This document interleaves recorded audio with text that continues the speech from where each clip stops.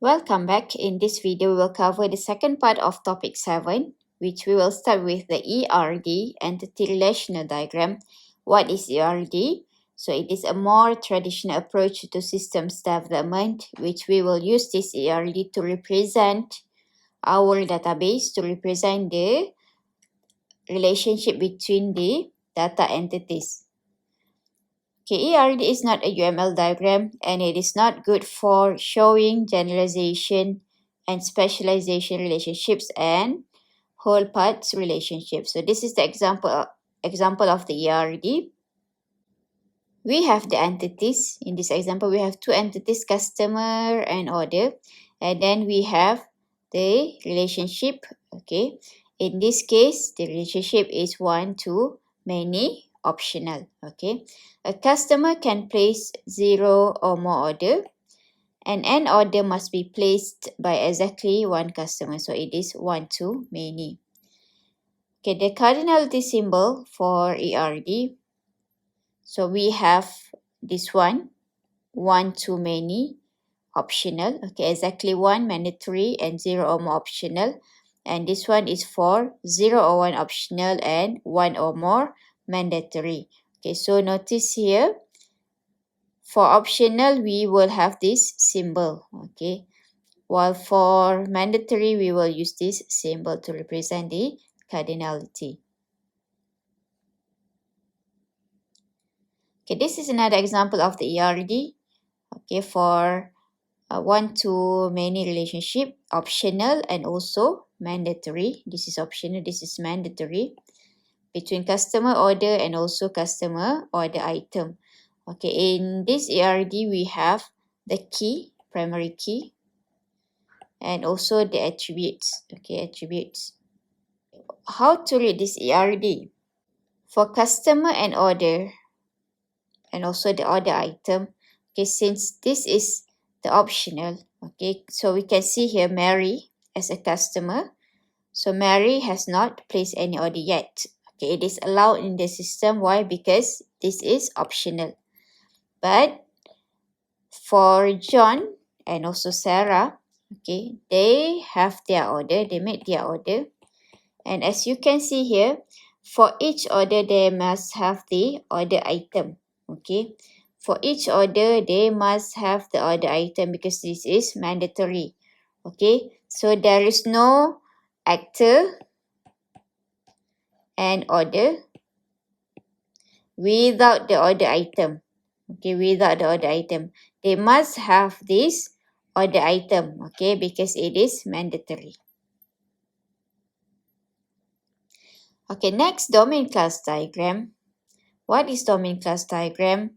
So basically, domain class diagram is a class diagram that only includes classes from the problem domain. Okay, in this example, okay, it is quite similar with the ERD. Okay, but there are some differences between ERD and also the domain class diagram, or we call it as DCD. Okay, so first we have the name of the class, just like the ERD, the name of the class. But one main difference between ERD and also the domain class diagram, we call this as class. Okay, but in ERD we call it as entity. Okay, entity. In DCD we call it as class. Okay, and for each class they have the attributes just like the ERD. Okay, all objects in the class have a value for each of these. Okay, in domain class notation, it has no methods. And class name is always capitalized. Attributes name are not capitalized and use the camelback notation, which is two words run together and the second word is capitalized. So this is the camelback notation. Customer, not capitalized, and number, customer number. So these two words, customer and number, are run together and the second word is capitalized. So that is camelback notation. So it is same goes to bill address, home, phone, office, phone. Okay, so that are the domain class notation. Okay, what are the differences between ERD and also the class diagram? Okay, first, this is the ERD and this is the class diagram, DCD. First, as you can see here, we use the different notation. Okay, one too many and also one too many optional. One too many mandatory and also one too many mandatory in ERD. Okay, in terms of the class name, the class name is similar, class name and also the entity's name. Okay, and then for the attributes, as I told you before, for class diagram, we will use the camelback notation. While for the ERD, it is not necessarily to use the camelback notation. What else? Okay, in ERD, we will identify the primary key and also the foreign key when needed. Okay, but in DCD, we will not identify the keys. Okay, so that are the differences between ERD and also the class diagram. DCD is a UML diagram while ERD is not the UML diagram. So when DCD is a UML diagram, so we will use the UML notation. Okay, so UML notation for multiplicity for DCD. For 0 or 1, we will use this notation. Okay, 0 or more optional, we will use this notation. 1 and only 1, we can use this notation. 0 or more, okay, other than this notation, we can also use this notation. Okay, so when you write star, so it means it is 0 or more. 1 and only 1 alternate notation, 1 and only 1 alternate mandatory, so we will use this one. So we can use this both notation for 1 and only 1. And 1 or many notation, mandatory, so we can use this.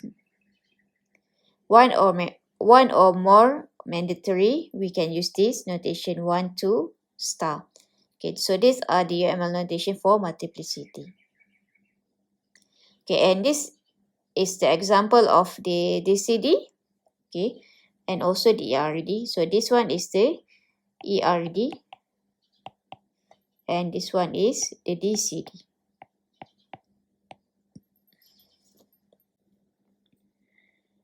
Next, let's look at into the class relationship types. In domain class diagram, we have several relationship types, including the association, generalization, specialization, whole part, which consists of the aggregation and also the composition.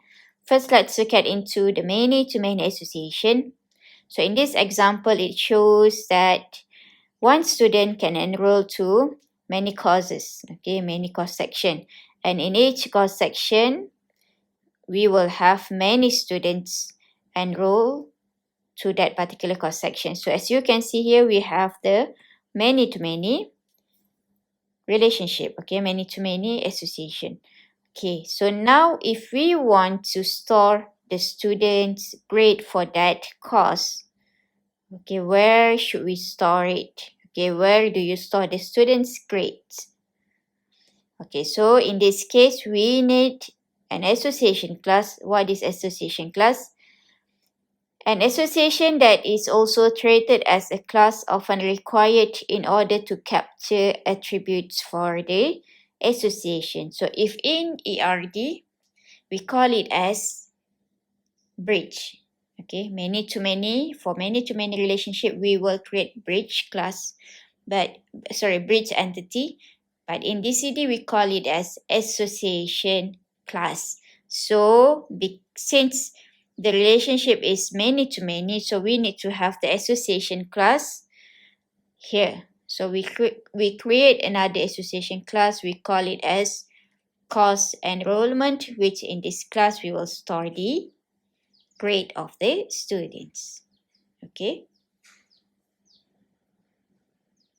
Next, generalization or specialization. Okay, superclass, subclass, if you still remember what you have learned in Java, okay, in OOP. Okay, what is generalization or specialization?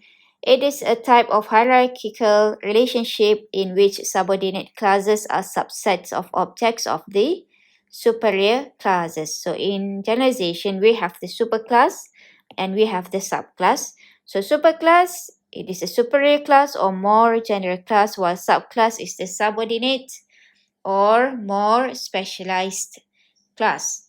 Okay, so in this generalization, we will apply the concept of the inheritance, which the subclasses inherit characteristics from the general superclass.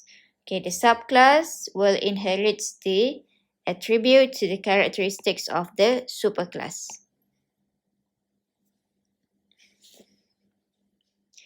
This is the example of the generalization and also the specialization. Okay, so we have the superclass, motor vehicle, okay, and then we have subclass, truck, car, and tractor. And for car is the superclass for sports car, sedan, and also the sports utility.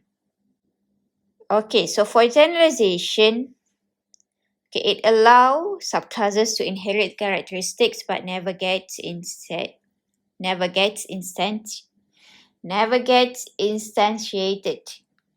Okay, so in this example, okay, sale is the superclass, and we have the subclasses online sale, in-store sale, and also the telephone sale. As I told you before, the subclass will inherit the attribute of the superclass. Okay, and this is another example of generalization specialization. Account is the superclass, and saving and checking account is the subclasses for account. Okay, if you have this kind of relationship, you must know that there are 3 attributes for account, okay, and there are 4 attributes for saving accounts. Where do we get these 4 attributes? So for saving account, there are 4 attributes: interest rate, account ID, date opened, and also balance. Okay, so these attributes are considered as the subclass attributes also. Okay, so for checking account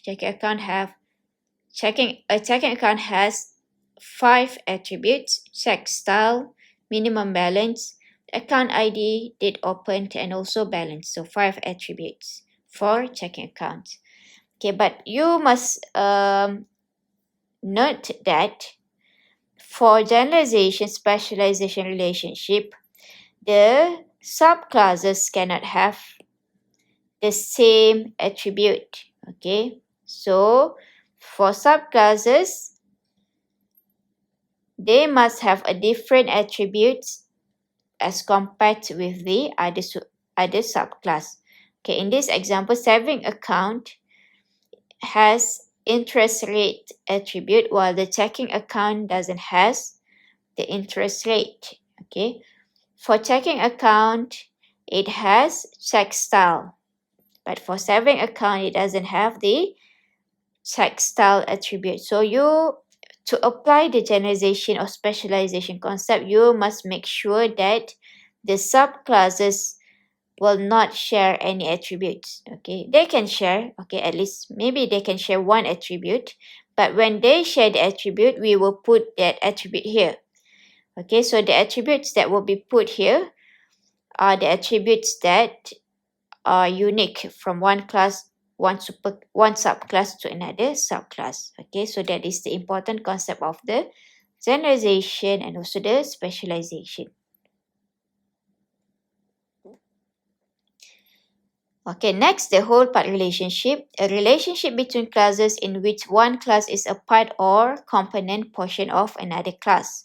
So we have the aggregation and also the composition. First, let's look into the aggregation. Aggregation, the component parts also exist as individual objects apart from the aggregate. Okay, and we will use the diamond symbol, okay, the empty diamond symbol. Okay, what does it mean by the aggregation?